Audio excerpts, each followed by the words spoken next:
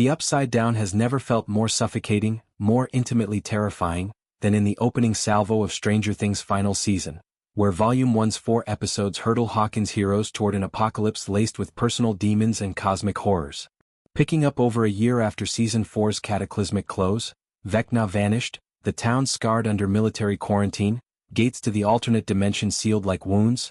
The narrative plunges deeper into dread, blending 80s nostalgia with existential dread. At its explosive close, a seismic twist for Will Byers doesn't just upend the status quo. It rewires the very fabric of the fight, arming the antenna kid with powers that could shatter Vecna's empire, or doom them all. Buckle up, because this ending isn't closure. It's a crevassing cliffhanger, dripping with spoilers that demand dissection. The stage is set in a fractured Hawkins, where military checkpoints dot the landscape like iron veins and the gang's crawls, daring incursions into the Upside Down via armored vans, number over 30 fruitless forays. Hopper leads these suicide runs, a grizzled general haunted by Eleven's safety, while the core crew, Mike, Lucas, Dustin, Will, Steve, Robin, Nancy, Jonathan and Joyce, operates in shadows, their bonds frayed by grief and guerrilla tactics. 11, the telekinetic powerhouse, trains in isolation, slinking through subterranean tunnels to evade capture, her frustration boiling as Hopper bars her from the fray. It's a powder keg of pent-up potential, where every failed crawl chips at morale, echoing the Vietnam-era paranoia of the Duffer Brothers' influences. Episode 1 detonates the stakes. Holly Wheeler, the pint-sized seer from seasons past, falls prey to a demo-batted abduction, her imaginary friend unmasked as Henry Creel, Vecna in boyish guise. This snatch propels the team into overdrive, splintering into frantic searches that expose the Upside Down's mutations. Flesh walls pulsing like living scars, Demogorgons prowling with hive-mind precision. 11's entry flips the script. She dives into the void to rescue Holly, uncovering a dream world facsimile of the Creel house, a sanctuary veiled by impenetrable barriers, where Vecna toys with innocence like a cat with yarn. Interrogation yields gold. A captured soldier, Lieutenant Akers, spills under 11's psychic probe, revealing Dr. K's insidious operation, a vaulted stronghold imprisoning Vecna himself. The assault on this fortress is visceral cinema. 11 scaling sheer facades, powers fizzling under sonic alarms, Hopper brawling guards in dim corridors. Victory sours into shock. 11's sister 8, long presumed lost, floats in cryogenic stasis, a lab rat in humanity's desperate gambit. It's a gut-wrench, reunion laced with betrayal, forcing 11 to confront the lab's lingering sins. Parallel threads weave dread. Max Mayfield, comatose since Vecna Season 4 mauling, brain-dead, blind, bones splintered, stirs in the ether. Episode 3's vision quest lands her in the Upside Down, a spectral guide to Holly amid dreamscape horrors. Max's monologue is poetry in pain. Death's doorstep, a Kate Bush-fueled exodus halted by Vecna's grasp, refuge in a sonic cave. I took shitty door too, she confesses, survival's limbo, but Holly's arrival reignites escape's flame.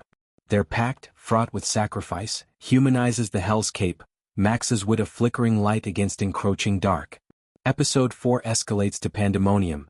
Steve's vehicular Demogorgon pursuit crashes against the flesh wall, unveiling its core, the reincarnated Hawkins lab, nexus of upside-down genesis.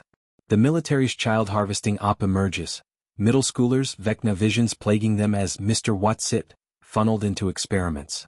The rescue op, spearheaded by unlikely hero Derek Turnbow, Holly's bully-turned-bait, unravels in bathroom tunnels, pipes burst, alarms blare, Demogorgons feast. Mike, Will, Joyce ensnared, the crew barricades in a radio shack as monsters swarm, Ted and Karen Wheeler clinging to life in hospital beds post-Demogorgon mauling. Vecna's grand entrance chills, levitating Will for a tete-a-tete in his throne realm. Can you see them, William? Can you see the children? He hisses, unveiling his endgame, molding weak minds into vessels for a reshaped world. Will, the original abductee was prototype. You broke so easily. Some minds simply do not belong in this world. They belong in mine.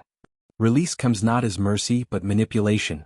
Will's visions now weaponized, sensing the hive's throb, Demogorgon's synchronized assault on his friends. The twist erupts. Robin's epiphany, I had all the answers, unlocks Will's latent fury.